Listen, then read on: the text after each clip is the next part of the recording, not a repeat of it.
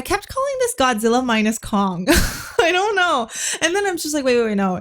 Godzilla versus Kong. Wait, no, it's Godzilla X Kong. Godzilla X Kong, the new empire. I was unnaturally excited for this movie. I don't even know why, because I'm not exactly like a huge Godzilla fan or anything. There was so much hype leading up to this movie, and that's mostly on me because I started watching a bunch of YouTube videos about like, oh, what we know about Scar King. Let's do a size comparison with Shimo. And like I just kept watching those videos, and then YouTube just kept recommending them, and I just kept clicking. And I was like, oh my god, this movie looks like it's gonna be really good. The whole movie in general just felt really intense. It was very fast paced. They didn't really dwell on anything for very long, and it was just like, let's keep moving forward. It's more action heavy than story. The story aspect of it is just very bare boned. A lot of it is just fighting, which that was fun. I'm not even into fighting, but I think the action scenes in this were really thrilling. This movie does not really feel like a Godzilla movie. It's more like a Kong movie. It should be called Kong featuring Godzilla, the new empire. But I think they just wanted to use Godzilla to sort of sell it, I guess, because Godzilla seems like he's more popular than Kong. But I think I've always been kind of more leaning toward Team Kong. And so I really enjoyed the beginning of this movie. The movie starts off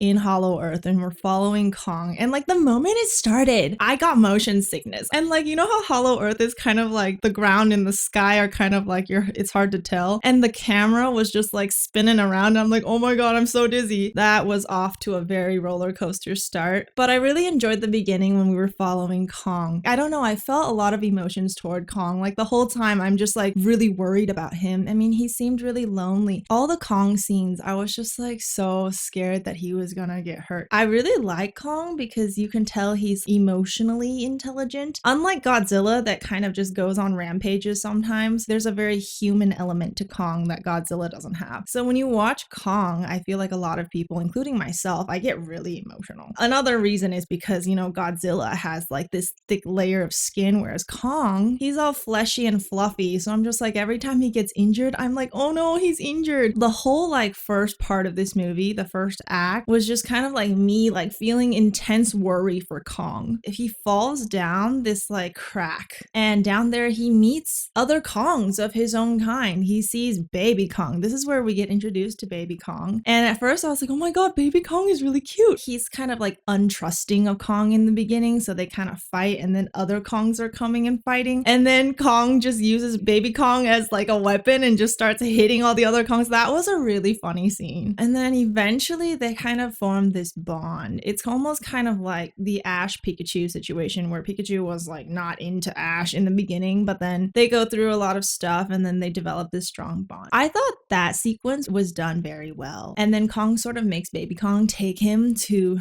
the rest of the Kongs. This is when Scar King is introduced. By the way, while all this is happening in Hollow Earth, Godzilla is on the surface. They show cuts to him just going around Earth, absorbing energy. He absorbs energy from this nuclear reactor in France. Then he goes to Tiamat's lair, fights Tiamat, and then gets all the energy there, evolving into this form, his pink form. I guess we'll call it his pink form. Monarch that has been monitoring Hollow Earth have been getting like these signals in their like data, whatever that is. They don't know what it is. They think it's just like interference or something. But then Gia, the main human character, her and her mom, Eileen Andrews, they're like the main human characters in this. You can see a lot of changes from like previous movies, because now it's like Monarch is in charge and the world knows about Titans, and then Godzilla's on the surface and he's like trampling all of these cities and he's going around fighting Titans, and it's been like that for a while now. That part, it was cool to see, but at the same time, I looked at those cities and I'm like, oh my god, that's a lot of destruction. I don't even know how humans on the surface can even live a normal life, knowing that a titan like Godzilla can just come and squash them like bugs. That wasn't really explored at all. We're just assuming that humans are okay with this, and the cities that have been destroyed are just evacuated. Godzilla has turned like the Colosseum in Rome into like a dog bed, and he just sleeps in there sometimes. There's definitely a lot of infrastructure damage, and I'm like, that would cost so much. Okay, when Scar King came, he actually seemed really scary. I was like, oh my god, it's the Scar King that I've been waiting to see. You can tell just by his demeanor, he's not a nice person. And in that moment, I was so worried for Kong because, you know, the rest of the Kongs, like Scar King's minions, they're all like kind of surrounding him, and then Scar King's there, and Kong is kind of a little bit clueless, and you can tell he's like a little bit too kind to be safe in that situation. And the fight between Scar King and Kong starts, and that was really scary. But at the same time, I feel like Scar King wasn't that strong. Like, I feel like Kong could have taken him down. After Scar King's like, oh, a little bit like, maybe I can't take this guy down. I'm gonna bring out my secret weapon. And that's when we are introduced to Shimo. And Shimo is just kind of chained down, and Scar King uses this little crystal that I guess came from Shimo's own back to sort of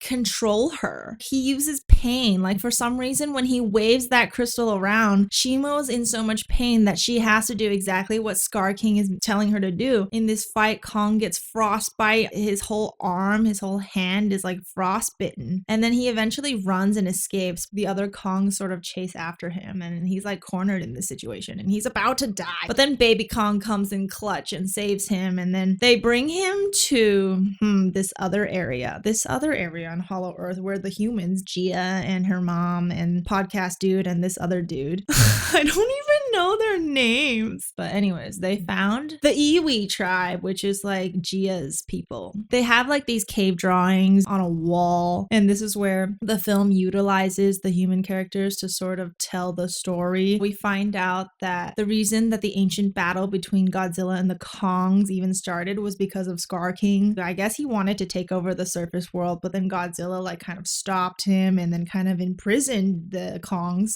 and Scar King down in Hollow Earth, and that's why they're like underneath in that subterranean level, and they've been trying to get out ever since. Kong senses Gia's presence and he goes to the tribe area. That's where this movie kind of gets a little bit weird, where it's really fast paced and things just happen. One of the dudes that they were with, he's like, oh, we had this Project Powerhouse before the government forced Monarch to shut it down, but apparently they have this gauntlet, this prototype gauntlet laying around in Hollow Earth that just happened to be the same arm and the same area that should be modified. I don't know, but they bring the glove. Kong is now, his frostbitten arm can now use the glove. And there was also some medicine to heal the frostbite. Okay, I don't know. That part was weird, but I'm just like, fine, whatever. I just want Kong to be okay, so I don't really care how you got the gauntlet or how there was just like frostbite medicine around. He now knows about Scar King and Shimo, and so now he wants to like do something about it. And Gia's like, oh my god, but you can't do this alone. And so Kong is like, yeah, you're right. He goes up to the surface to get Godzilla, and I'm like, yes, this is the part where they're gonna team up. But also, we know that Kong and Godzilla don't get along. So we happen to find out that Gia is also a very important person in this Iwi people's prophecy, where one day some Iwi person from Skull Island, which is Gia, she's the last of that kind, is going to come and awaken Mothra and save the world or something. I don't know exactly, but yeah, so Gia climbs up the steps of their temple thing, and then she touches Mothra's egg. I don't even know how Mothra's egg got down there. She awakens Mothra, and then up in the surface, Kong is trying to get Godzilla to, hey, come down to Hollow Earth, I need your help. But Godzilla's like, you're in my territory. And then they start fighting, and they're in Egypt. During this fight, a lot of cool things happen, but also all three of the Great Pyramids are destroyed. So I'm like, oh my gosh, so much destruction. Godzilla still has the upper hand, even though I feel like at this point, when he's powered up, I feel like he should have been more powerful, but he was still kind of on par with Kong at points. And I'm just like, where is the pink energy blast? And the moment he has his foot on Kong and he's ready to actually blast Kong, Mothra comes and she's like, hey, Godzilla, stop fighting. We need your help or something. She doesn't even say anything. There's just this communication between the two. And then Godzilla stops and he's like, okay, fine. All three of them go back down to Hollow Earth. And this is when Scar King and Shimo. Scar King riding on Shimo with his whole gang of Kongs. They come, and then there's this epic battle that happens, which is cool. But the whole time I'm like, dang, I was expecting a little more from Shimo. Scar King was a little bit of a letdown because besides that one-on-one 1v1 he had with Kong back when they first met, like that part I felt he was an actual threat. I was scared of him. After that, I just feel like he was just this crazy old ape that has Shimo as a pet. And then Shimo was very underwhelming because she didn't even have any agency. She was just doing what Scar King told her to do. Maybe I watched too many of those videos about, oh, Shimo, she's gonna be amazing. She's gonna dwarf Godzilla. I was overhyped, I guess. But yeah, there's some pretty cool fight sequences in this. They do end up going up to the surface as well. They fight more on the surface. The final battle was kind of short. It almost felt like Godzilla didn't even need to power up. Kong fights Scar King. Godzilla fights Shimo. But then in the end, Scar King fights Godzilla a little bit. And the moment he starts fighting Godzilla, he's like taken down right away. Like he loses the crystal.